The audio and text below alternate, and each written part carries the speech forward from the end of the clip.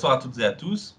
Alors, on va aujourd'hui terminer l'analyse de la stratégie marketing en passant au marketing mix et au positionnement. Alors, la meilleure image qu'on a trouvée pour illustrer ce qu'est le marketing mix, c'est cette image-ci. C'est une image qui va parler à pas mal de jeunes nés dans les années 80. Je pense qu'on est encore jeunes, je me permets de nous appeler les jeunes. Mais voilà, c'est l'image que on trouve vraiment le plus adapté au marketing mix. Alors, le marketing mix, c'est un mot qui vous parle peut-être pas comme ça. Il y a une autre manière de l'appeler qui s'appelle les 4 P, on va y revenir.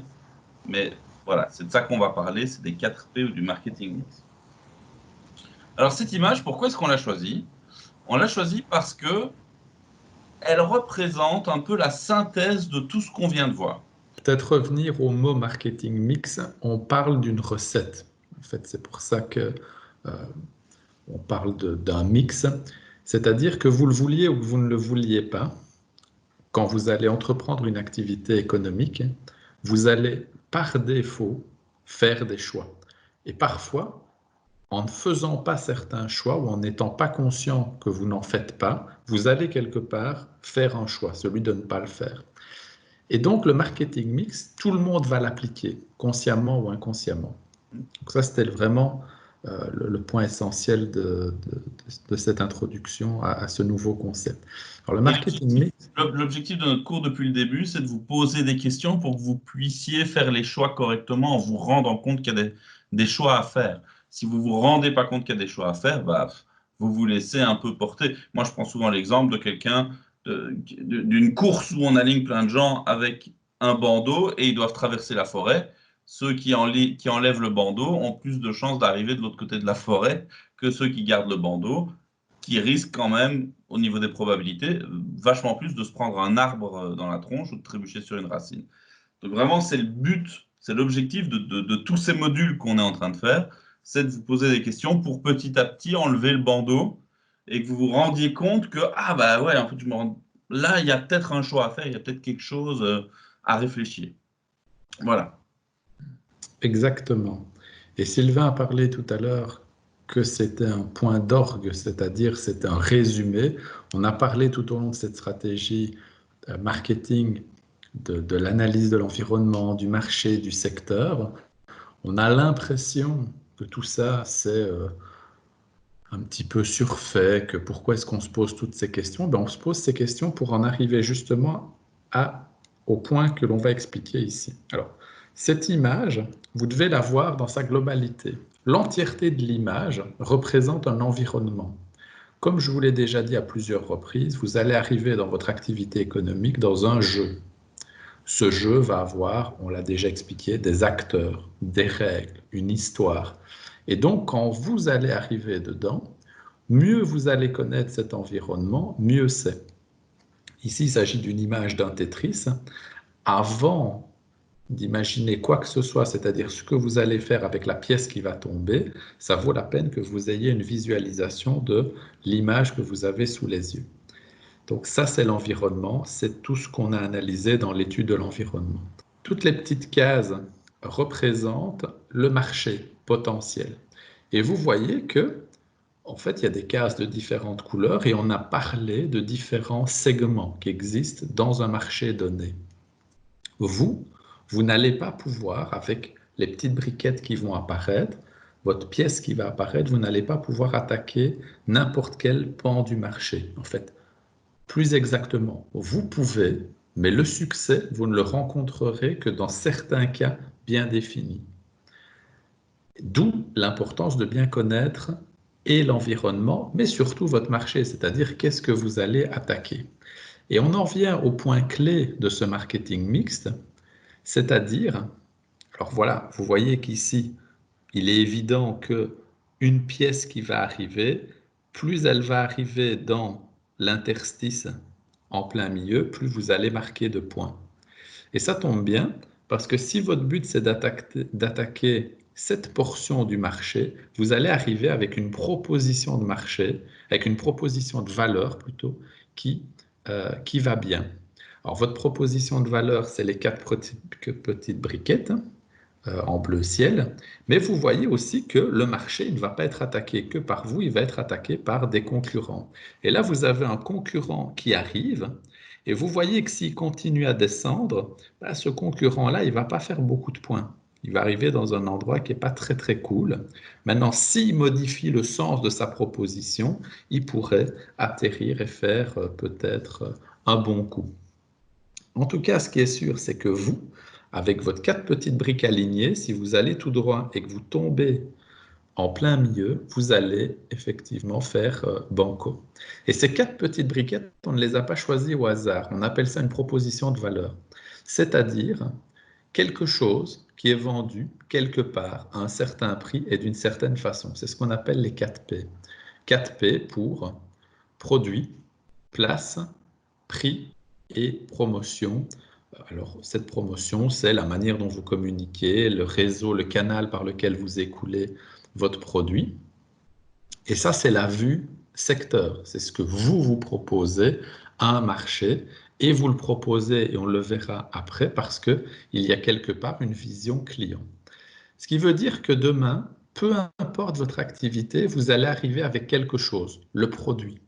Ce produit, il va se constituer d'un, plusieurs produits, de services, de gamme de produits, de services éventuellement associés, par exemple des services de livraison, des services de commande en ligne, de services de garantie, des services de déplacement, de services après-vente, des services d'assurance. Et ce produit, vous le voulez différent des autres concurrents. Donc, c'est bien pour ça que connaître ces produits, mais aussi connaître ceux qu'on ne vend pas, c'est un prérequis. Or, souvent, on ne sait pas vraiment pourquoi on a choisi tel ou tel produit. Je prends souvent comme exemple euh, les coiffeurs. Quand vous allez chez le coiffeur a souvent choisi une gamme de produits. Il est souvent inféodé à plus qu'une gamme de produits, à une marque. Et vous voyez des coiffeurs Redken, des coiffeurs L'Oréal, des coiffeurs Kevin Murphy, des coiffeurs Suavecito. possibles, je ne connaissais pas. Et, On n'a pas la même coupe, Salvatore, c'est pour ça. et donc, or, faites l'expérience, demandez un petit peu à votre coiffeur pourquoi il a choisi cette marque. Pourquoi est-ce qu'il vend du L'Oréal? Et pourquoi, chez L'Oréal, il vend certaines gammes de produits? Eh bien souvent, il va être incapable de vous dire. Il va juste vous dire, bah, ce sont des beaux produits, c'est connu, c'est archi connu, c'est des produits de qualité. Mais dès que vous allez gratter un peu sur la surface en disant, bah, ok, qu'est-ce qui vous fait dire que les colorations L'Oréal, c'est de la super qualité? Par exemple, par rapport à Redken. Ben, il va être bien en peine de vous expliquer le pourquoi du comment. Et ça montre que souvent, on vend un produit ou un service sans savoir correctement l'expliquer. Je prends toujours un autre service. Par exemple, toujours chez les coiffeurs, il y a beaucoup de coiffeurs qui se disent barbiers.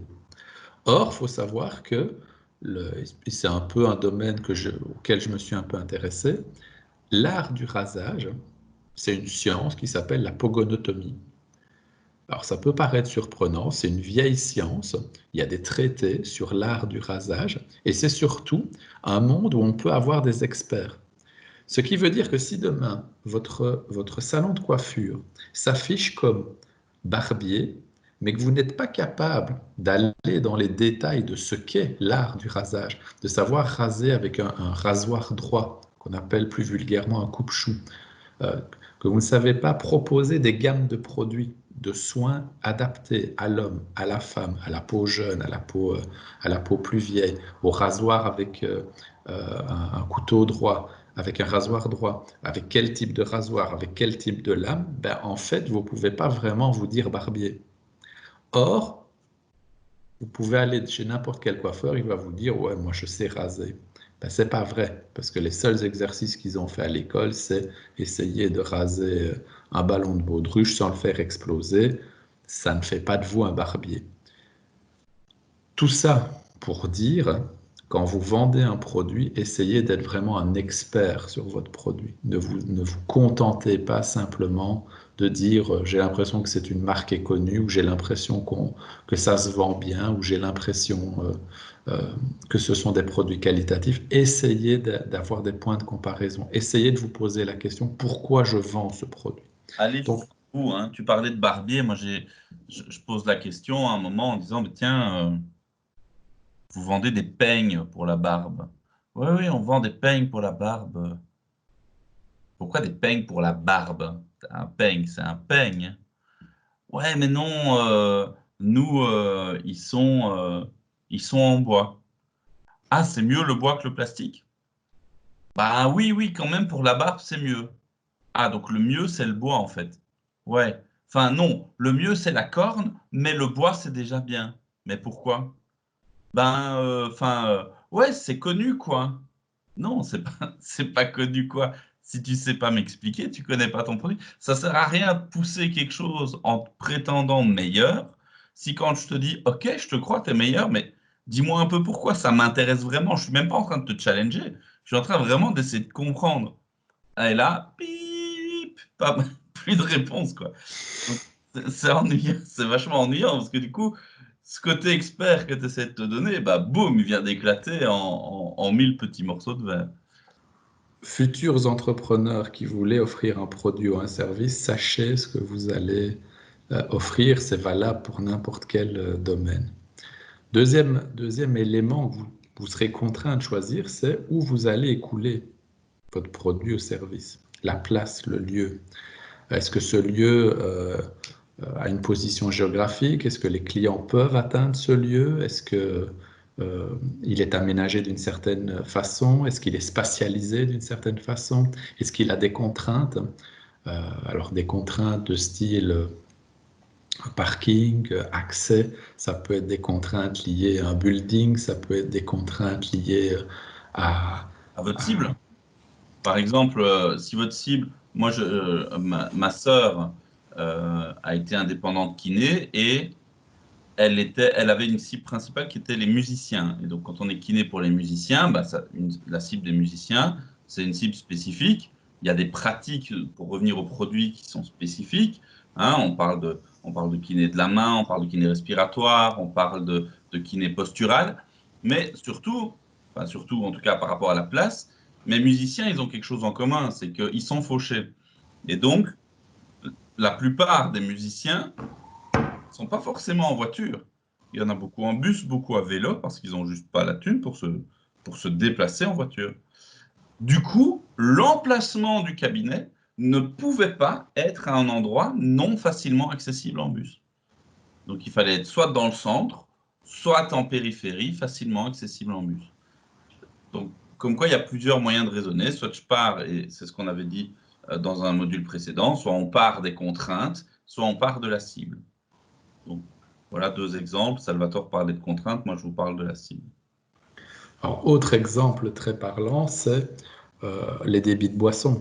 Vous allez acheter un coca en pied de piste à la neige, en pied de piste à Courchevel, ben, votre coca, il ne va pas coûter la même chose que si vous allez le chercher chez le paquis du coin, ou si vous le consommez en boîte, ou si vous le consommez dans une villégiature. Pourtant, c'est le même produit. C'est bien la preuve que vous ne vendez pas qu'un produit ou un service, vous le vendez d'une certaine façon, à un certain endroit, à un certain prix. Et tout ça, ça va conditionner votre proposition de valeur. Donc la place, extrêmement important. C'est d'ailleurs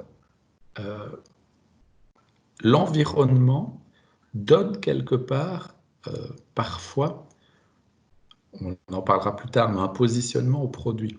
Vous prenez par exemple une ligne de vêtements ou un groupe de vêtements comme Inditex, qui est la maison mère de Zara.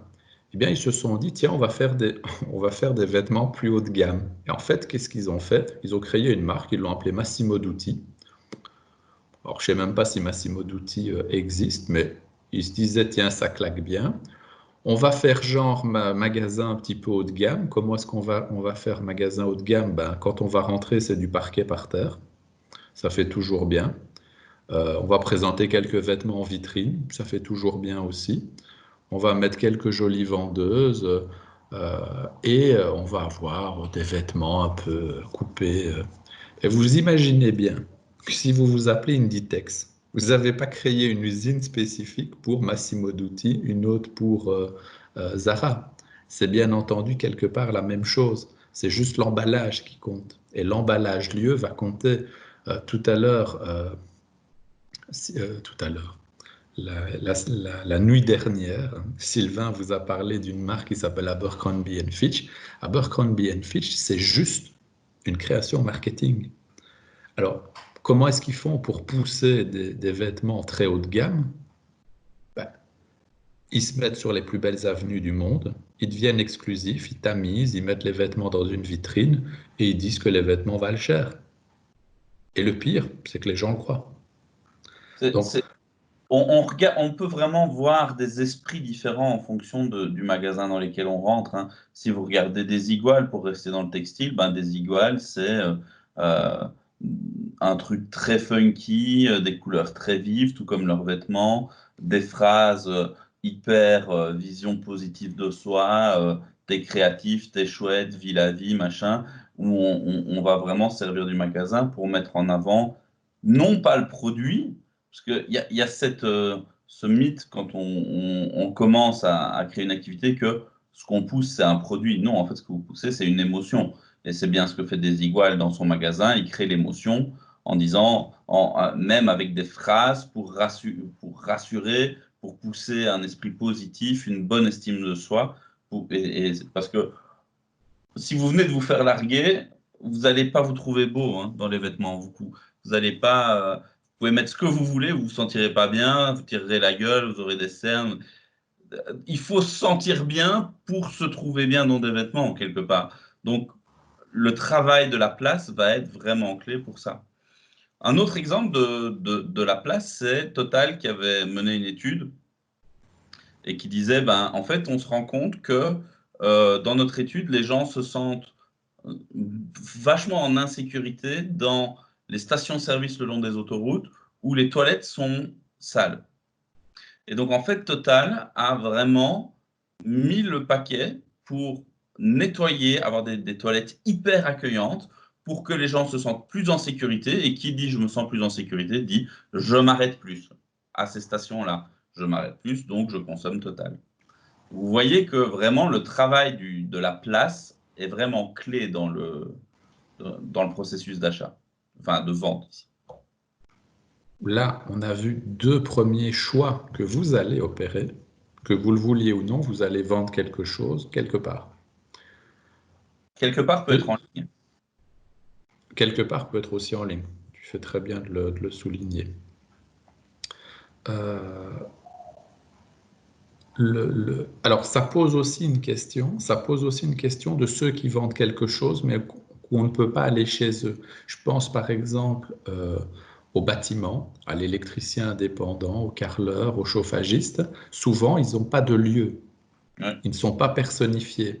Ce qui veut dire que demain, vous cherchez un chauffagiste, et ça, c'est un des inconvénients des corps de métier, c'est que c'est difficile de les trouver parce qu'ils ne sont pas incarnés par un lieu.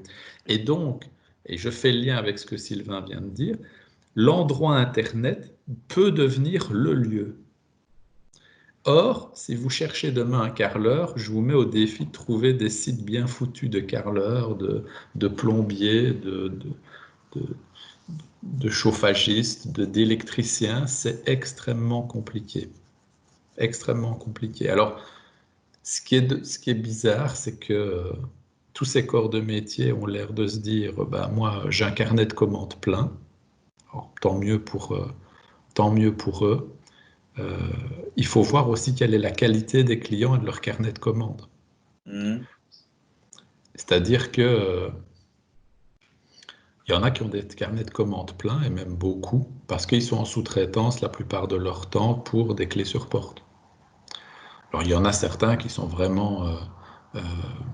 vraiment pleins, parce qu'ils ont plein de chantiers et de clientèle qui visent, mais ça ne se fait pas du jour au lendemain non plus. Et surtout, il ne faut pas vivre sur ses acquis. Parce que demain, et je peux vous donner un exemple très concret, c'est un maçon que je connais. Ça allait très bien, et puis du jour au lendemain, il s'est cassé la jambe. Et pendant 3 mois, il n'a plus pu maçonner, il n'a plus pu se déplacer, plus de devis, plus rien.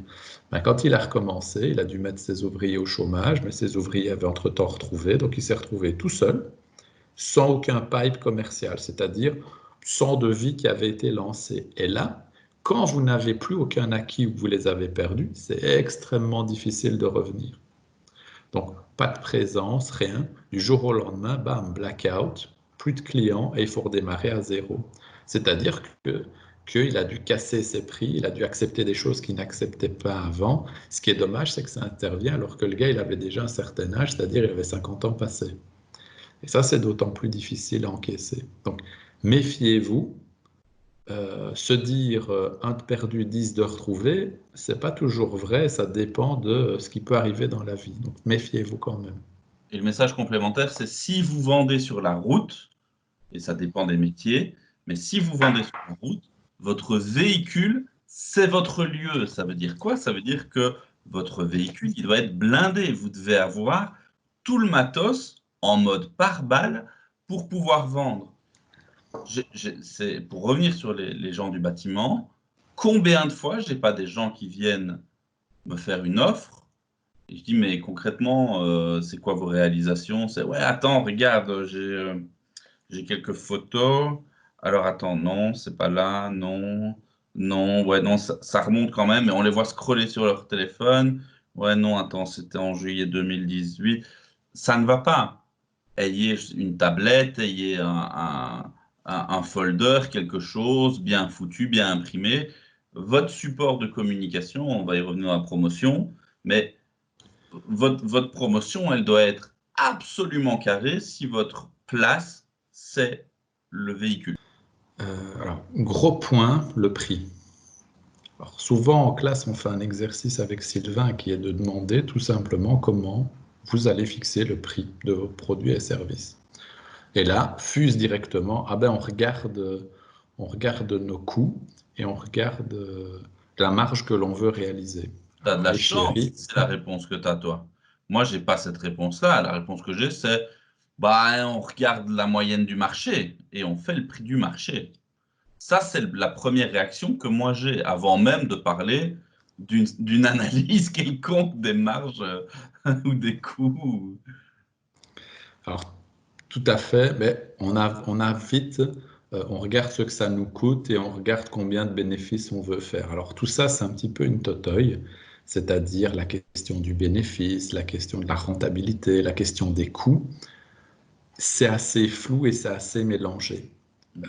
Le message, je ne vais pas rentrer dans les détails, mais le message qu'on veut vous faire passer, c'est que la rentabilité, premièrement, c'est un concept qui peut être appliqué à un projet, à un produit unitaire, mais qui, dans votre cas, ne vous est pas très utile puisqu'il doit être appliqué à une année entière d'exercice.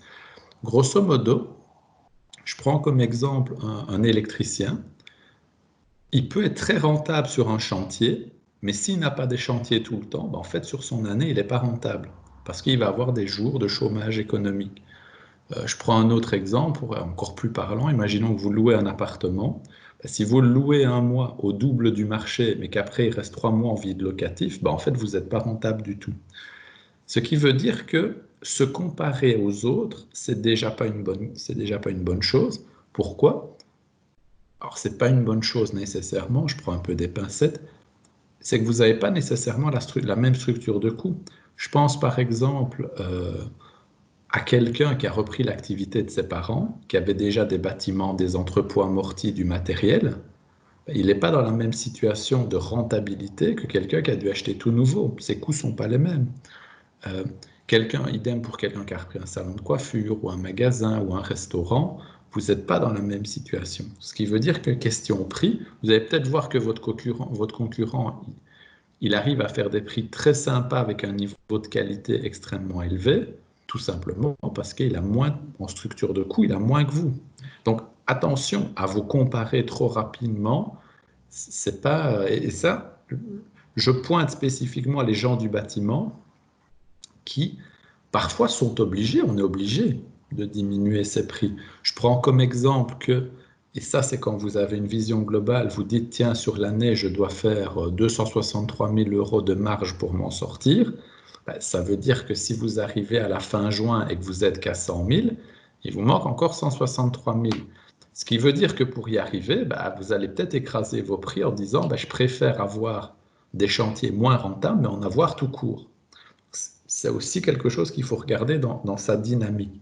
Et deuxièmement, attention à regarder au fur et à mesure quelle est votre rentabilité globale. Parce que sinon, vous n'allez pas y arriver, vous allez voyager à l'aveugle. Attention à ces questions de prix. Comment est-ce que vous le bâtissez? Alors, vous allez me dire, comment est-ce qu'on fait pour faire ça?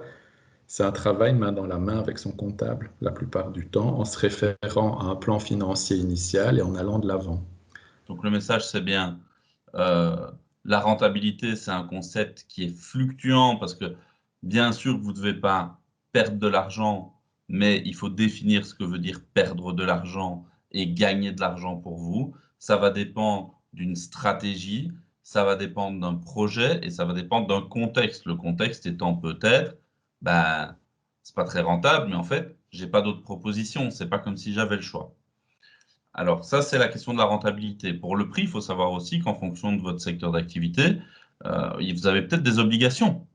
Il y a peut-être des prix qui vous sont imposés et donc il n'y a pas à discuter de prix. Alors parfois, c'est des fourchettes qui sont imposées, mais on est en train de parler de choisir son prix, d'une stratégie de prix. Parfois, votre choix, il est assez limité. Et enfin, la stratégie de prix, grosso modo, elle oppose deux grandes typologies de stratégie, qui est la différenciation par les prix. Je vais faire des prix bas pour essayer de voler des parts de marché en vendant plus. Mais attention, et je ne vais pas m'étendre là-dessus, mais je rappelle ce qu'on a déjà martelé, faire des prix bas, c'est faire des petites marges, donc c'est devoir vendre beaucoup plus. Avez-vous les reins assez solides que pour vendre autant? Donc, la stratégie par les prix bas, de compétition par les prix, elle est très difficile à vivre. Et donc, il y a l'autre stratégie, qui est la stratégie de la différenciation et de la valeur ajoutée, où vous allez pratiquer des prix plus hauts, quitte à vendre moins. Et donc là, on revient à une analyse de la rentabilité. Faire des prix plus hauts, vendre moins, parce que vous avez un facteur différenciant qui vous permet de donner plus de valeur perçue à vos produits et services vis-à-vis de vos concurrents. Donc ça, c'est vraiment les trois grands axes des prix. Il y a un dernier axe des prix pour casser un mythe que j'aimerais bien juste qu'on aborde 2 minutes, c'est la question des soldes. On pense toujours que les soldes servent à faire du bénéfice. Je le revoyais encore dans un article de la RTBF il y a quelques jours qui disait « Ah, génial, les magasins réouvrent et cassent les prix pour ramener des gens dans leurs magasins et essayer de se sortir de tous ces mois d'invendus où ils ont fait des pertes. » Faire des soldes ne permet pas de renflouer la caisse en comblant ses pertes. C'est une fausse idée. Faire des soldes, ça sert à retrouver de la liquidité. C'est-à-dire que vous avez de l'argent qui a été transformé en stock, et tant que cet argent est transformé en stock, vous ne pouvez rien en faire si ce n'est espérer le vendre. Et donc, à un moment, si vous voyez qu'il y a des stocks qui ne s'écoulent pas, votre objectif, ça va être de retransformer ces stocks en argent pour pouvoir soit acheter des autres stocks, soit investir, soit peu importe, tout ce qu'on peut faire avec de l'argent.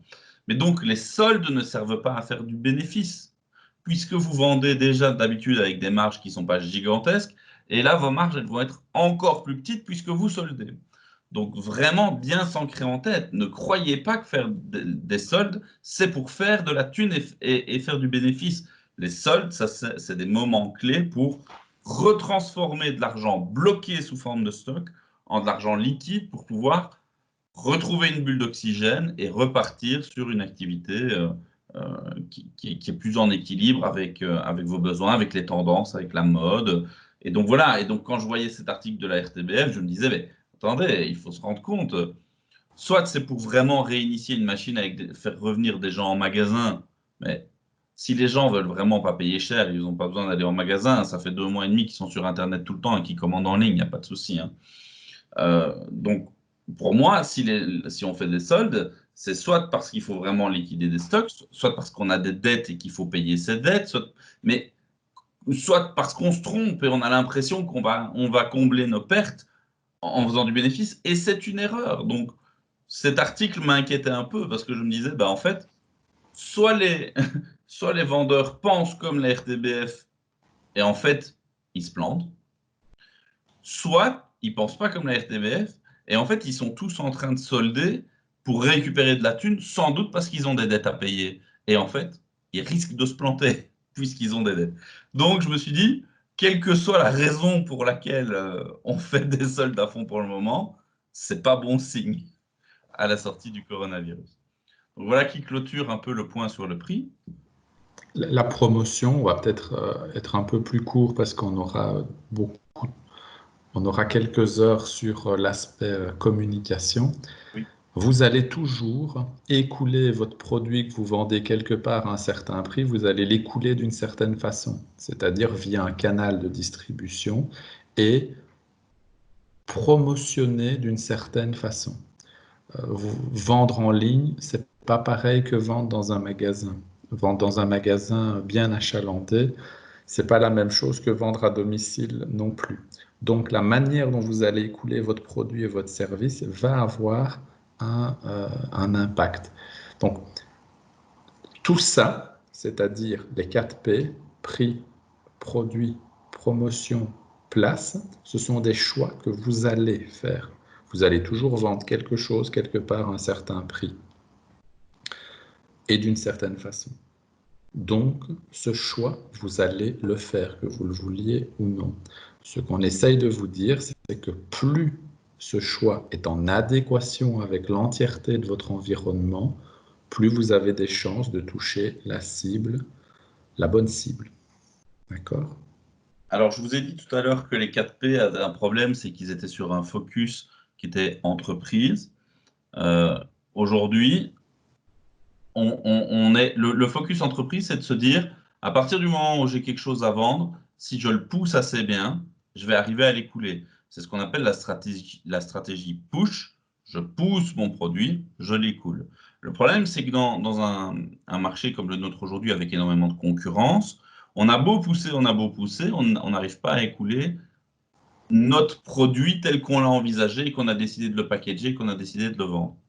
Donc ça veut dire quoi? Ça veut dire qu'il faut peut-être changer notre point d'appui et passer de notre jambe gauche où on était en train de se faire un focus sur nous et sur ce qu'on veut et comment on voulait le pousser au client, et hop, changer le poids de jambe en se disant, ben, en fait, peut-être que je devrais mettre mon focus non pas sur moi, mais sur le client.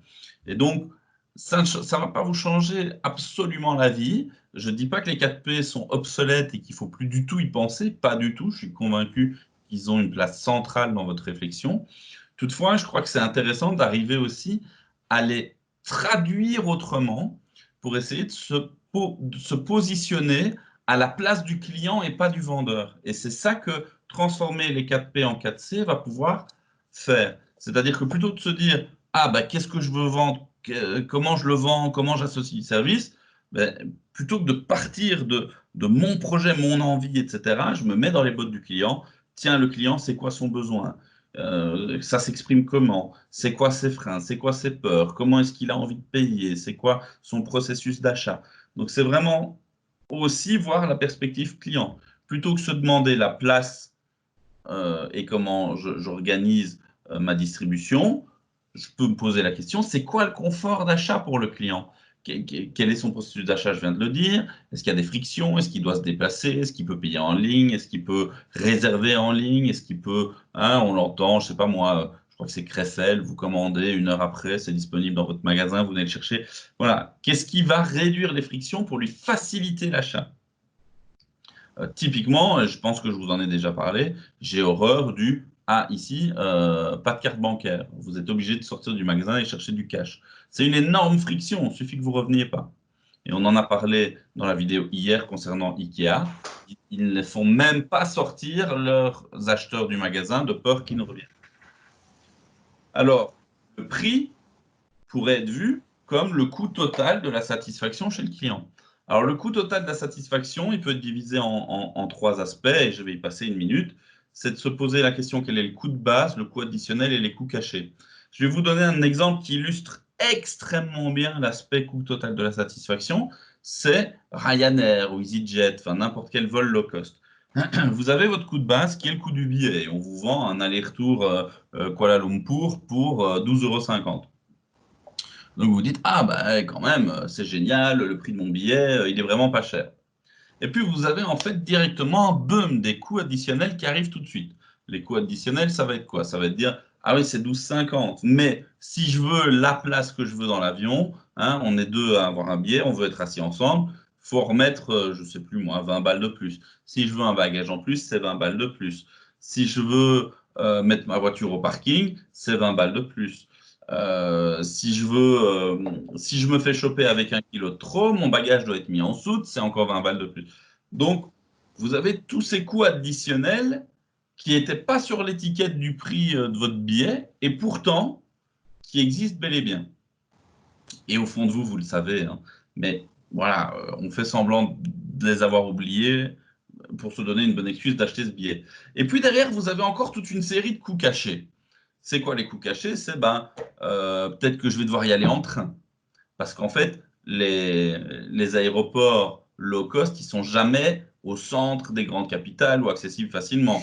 Ils sont à Charleroi, ils sont, j'en sais rien, moi, ils sont pas à Toulouse, ils sont à Carcassonne. Et donc, si vous voulez faire Liège-Toulouse, en fait, vous êtes bon pour faire Liège-Charleroi, Charleroi-Carcassonne, Carcassonne-Toulouse.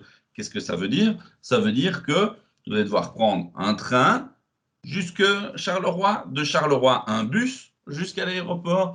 À l'aéroport, vous avez d'autres coûts cachés. Salvatore parlait du coca aux pistes de ski. Un coca et un sandwich à l'aéroport, c'est environ 248 €. Donc, ça vous coûte 4 fois votre prix de billet, rien que la bouffe à l'aéroport. Et puis, vous prenez votre avion, de là, il y a encore une navette pour retourner jusqu'à la gare de Carcassonne, pour reprendre encore un train, pour retourner jusqu'à Toulouse, là, reprendre un ticket de métro pour aller où vous voulez aller. Autant dire qu'en termes de coûts cachés, il y en a énormément. Donc, ne pensez pas que à votre prix, parce que votre prix, c'est « Ah oui, mais moi, dans ma comptabilité, pour ma rentabilité, qu'est-ce que je veux, qu'est-ce que je vends ?» Mais mettez-vous à la place du client, lui, il va peut-être payer plus de trucs, ça va peut-être lui prendre du temps. Donc, pensez bien à tout ce que ça va lui coûter, et le coût n'est pas forcément financier, pour atteindre sa satisfaction. Le coût, ça peut être du temps, ça peut être de l'organisation, ça peut être de la gestion complexe, ça peut être, si vous faites du B2B, business to business, la création d'un marché public, parce que votre prix de vente est au-dessus de, je ne sais plus quelle est la limite à partir de laquelle on doit faire un marché public, mais du coup, votre administration publique, elle est obligée de créer un marché, du coup, c'est de la gestion de marché, enfin, tout ça, c'est des coûts pour atteindre de la satisfaction. Donc, n'oubliez pas de bien vous mettre dans les bottes de votre client. Et enfin, plutôt que de parler de promotion, où on est en train de dire « Ah, je sais ce que je veux, je sais ce que je veux obtenir, voilà, voilà, pub, pub, com, venez, venez ». Ici, on passe vraiment sur de la communication, c'est-à-dire quel est mon message, comment j'ai envie que tu le vives, comment est-ce qu'on échange, par quel réseau tu as envie qu'on communique le plus, parce que les flyers, c'était bien un moment, mais aujourd'hui, est-ce que c'est toujours d'actualité? La pub à la télé, c'était bien un moment, mais aujourd'hui, est-ce que c'est toujours d'actualité? Est-ce que j'ai les reins assez solides que pour payer une pub à la télé? Est-ce qu'elle aura la rentabilité espérée? Alors, je dois peut-être aller sur les réseaux sociaux. Tout le monde dit tout le temps les réseaux sociaux. Facebook, c'est gratuit, donc autant aller sur Facebook. Ouais, mais je ne sais pas, moi, si je vends à des jeunes, est-ce que les moins de 20 ans ou les moins de 25 ans sont sur Facebook? Bah, ils y sont, mais ils s'y connectent une fois par mois. En fait, ils sont plutôt sur Instagram, ils sont plutôt sur TikTok.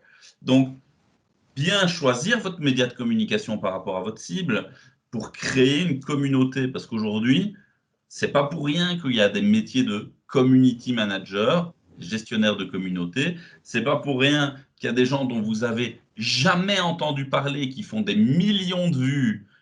J'entendais hier que le record de vues sur une vidéo, je crois que c'est sur Instagram, a été battu par un rappeur c'est des vues en live, hein, donc pas juste une vidéo vue des millions de fois. C'est-à-dire que de gens connectés en même temps pour voir un mec qui stream en live quelque chose, ça a été battu hier ou avant-hier. C'est un rappeur dont j'avais juste jamais entendu parler.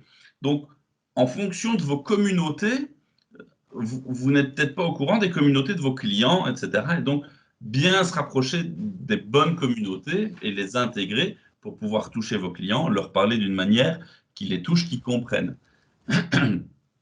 Donc, voilà, mais ça, on y reviendra, comme disait Salvatore plus tard, en parlant de communication. Mais c'était vraiment pour vous dire, n'ayez pas qu'un point de vue vendeur, mettez-vous toujours bien dans les bottes de votre client parce que c'est lui qui achète. Et aujourd'hui, il y a tellement de concurrence que c'est vraiment pas par rapport à vous et à votre feeling qu'il faut y aller. Ça va jouer. Hein, on vous parle toujours des grands innovateurs, Dropbox, Facebook, machin, des mecs qui vous disent n'écoutez pas les autres, faites-en à votre tête.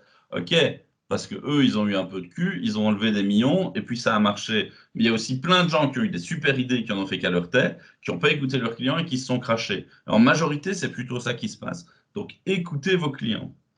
C'est vraiment le message que je voulais vous faire passer. Donc ça, c'est le marketing mix. Et du marketing mix va découler la conclusion de l'analyse marketing, c'est quel est votre positionnement. Donc, pour recentrer un petit peu ce qu'on est en train de voir, la stratégie marketing, je répète, c'est les choix, l'analyse que je fais globale pour poser des choix. Donc c'est ça la conclusion à laquelle on veut vous amener au jour d'aujourd'hui, c'est que demain je me lance, je suis électricien, quel choix je vais poser? Et puis je vais devoir les réaliser. Ça c'est la troisième partie, c'est la stratégie commerciale. Comment je réalise ces choix? D'abord, c'est de poser des choix. Et vous voyez que on passe par un entonnoir où on analyse différentes choses. Vous avez vu que là, on est amené à faire des premiers choix qui sont les 4P, les 4 petites briquettes.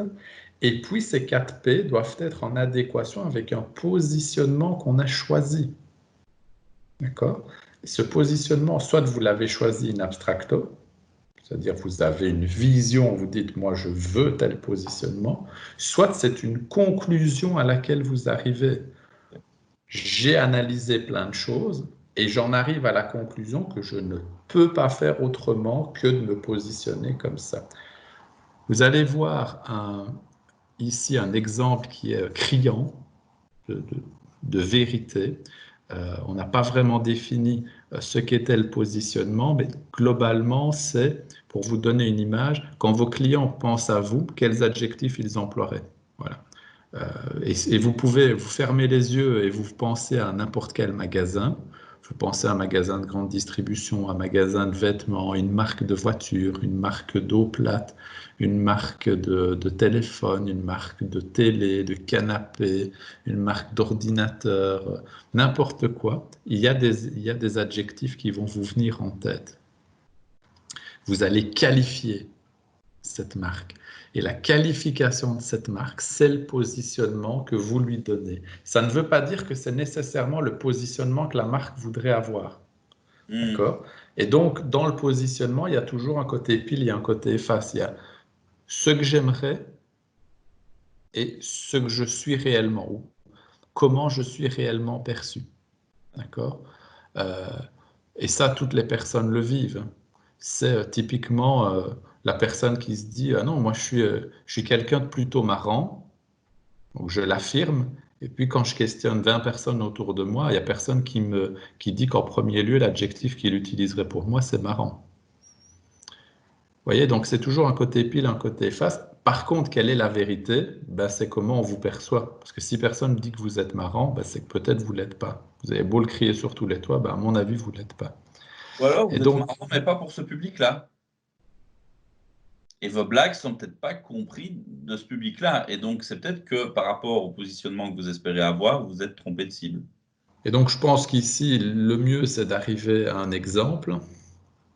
C'est, est-ce que, alors là, vous voyez, on a pris exprès, c'est un cabinet d'immobilier, d'accord, qui s'appelle Prestige Consultor Immobilier.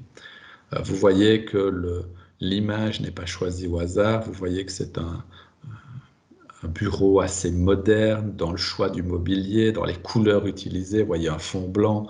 Vous voyez que l'identité visuelle, c'est un élément dont on parlera. L'identité visuelle, vous voyez le logo, vous voyez le nom. Ça s'appelle Prestige Consultor. Ça fait un peu américain, ça claque un peu. On est dans un bureau très lumineux. On a du matériel Apple qui coûte bien cher. Exactement, des beaux fauteuils. Bref, ce cabinet se donne une image. Évidemment, est-ce que vous croyez que vous allez trouver dans sa liste de maisons à vendre ce type de maison? Je pense pas. Parce que ça les décrédibiliserait. Ce serait de dire, ben, on se dit prestige, mais on vend des choses qui ne sont pas prestige. On les verrait plutôt vendre ce type de bien. D'accord?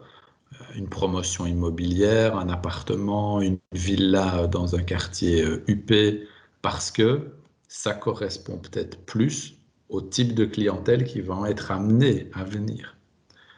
C'est aussi fait quelque part exprès, c'est-à-dire qu'un magasin un peu intimidant, c'est fait exprès qu'il soit intimidant, c'est-à-dire qu'il va repousser le badaud. Il n'y a rien de plus désagréable pour un magasin que d'attirer le badaud, c'est-à-dire attirer le curieux qui va venir voir, parce que en attirant la cible, en attirant la mauvaise cible, il donne une mauvaise image à sa vraie clientèle. Donc, c'est aussi une arme à double tranchant. À l'inverse, vous avez ici une agence immobilière, vous voyez, un peu plus classique. Là, cette agence-là, on la voit plus vendre la maison qu'on a citée en premier. Et on ne dit pas que la maison est pas bien et que l'agence, du coup, qui la vend est pas bien. On dit juste qu'on a un positionnement qui est prestige ici, qui va vendre a priori des biens de prestige, et qu'une agence immobilière classique va vendre des biens immobiliers un peu plus tout venant. Et il y a une question de crédibilité. Tu as mis le mot cohérence, mais il y a la question de la crédibilité. C'est-à-dire que si même la deuxième agence avait des super biens luxueux, est-ce qu'elle serait crédible pour les vendre? Ouais, ouais. Tout ça, c'est un construit. D'accord? C'est-à-dire que il y a des produits qui sont créés de toutes pièces. L'idéal, parce on pourrait croire qu'en nous entendant, il n'y a que le luxe qui compte et il n'y a que les choses hyper chères. C'est pas vrai. On peut faire des choses très chouettes, très cohérentes, avec une qualité de service qui est top. Il ne faut pas se leurrer. C'est une construction. Je veux dire, demain, si vous êtes un bon artisan, mais que vous vous prenez comme un manche dans votre stratégie marketing, il y a peu de chances que vous ayez beaucoup de clients. Ou en tout cas, beaucoup de clients qui vous payent à votre juste valeur. D'accord? Donc voilà un petit peu pour la synthèse du positionnement qui achève ce chapitre sur la stratégie marketing. Donc je rappelle, on a passé en revue la stratégie générale. C'est quoi mon projet? Je suis qui comme porteur de projet? Dans ce projet-là, il va y avoir plusieurs axes de développement, production, ressources humaines, finances, stratégie marketing et commerciale. On en arrive à la stratégie marketing qu'on veut développer, c'est-à-dire la partie je réfléchis pour prendre des décisions. Vous voyez que vous arrivez quoi comme décision à la fin de stratégie marketing? Un produit que je vends quelque part à un certain prix d'une certaine façon et que je positionne d'une certaine façon aussi. Le marketing mix et le positionnement sont intimement liés. D'accord? Il est clair que si par nature j'ai un produit haut de gamme ou un service haut de gamme, je vais me positionner haut de gamme. Ça ne veut pas dire qu'il suffit d'avoir un produit haut de gamme. Je reprends mon exemple du salon de coiffure. C'est pas parce que je vends et que j'ai l'enseigne L'Oréal, Professionnel, Paris que mon salon est forcément haut de gamme. Si j'ai des coiffeurs tout vieux, tout pourris, avec un salon tout pourri, J'ai beau avoir L'Oréal devant, ça ne changera rien. Le salon, il restera tout pourri. Par contre, je ne peux pas commencer à dire j'ai une marque très low cost et je me vends comme quelqu'un de haut de gamme. Ça, ce sera incohérent. Je ne vais pas dire que ça ne peut pas marcher, ça va être juste incohérent. D'accord? Je parle encore de cohérence parce qu'on en a parlé. Dans le carré, à un moment, le carré, il y a eu les trois rivières. Ceux qui connaissent un peu le carré auront entendu parler des trois rivières. C'est-à-dire que c'est un café qui s'est voulu un bar à rhum, une rhummerie, qui aussi proposait du vin, des bouteilles, qui proposait même des cigares. Ça a marché, ça a fini par fermer. Pourquoi? Parce qu'à un moment, c'est plus crédible. Je veux dire, si vous vendez des cigares, et ça arrive dans des hôtels 5 étoiles, hein, pour avoir été quelquefois à l'hôtel Crowne Plaza, parce que quand On nos peut en actionnaires... parler puisqu'il a été repris et que c'est maintenant les cours de Méan. Donc on peut critiquer Crowne Plaza sans souci. Alors, ce n'est pas une critique, c'est que Crowne Plaza, à un moment donné, vendait des cigares. En fait, il n'y avait personne pour ni entretenir l'humidor, ni savoir parler du cigare. Donc, c'était vraiment merdique. Euh, Mais c'est pas une critique. ben, c'est un fait. Et c'est d'ailleurs pour ça que le Crowne Plaza à Liège, bon, peut-être qu'il n'avait pas trouvé sa clientèle, mais tout l'un dans l'autre, ben, vous voyez, j'ai un nom, je m'appelle Crowne Plaza, mais j'arrive pas à gérer. Demain, je veux me prétendre super éthique, super bio, mais j'ai des produits Ikea, ben, ça le fait pas trop. Vous comprenez bien que quand H&M veut se donner bonne confiance en vendant des t-shirts en coton bio, ça suffit pas tellement. Donc, c'est ça la cohérence, c'est de dire est-ce que je vais jusqu'au bout de mon projet? Oui. Donc voilà un petit peu qui clôture cette partie stratégie marketing. Vous terminez avec un choix de stratégie marketing, 4P et positionnement.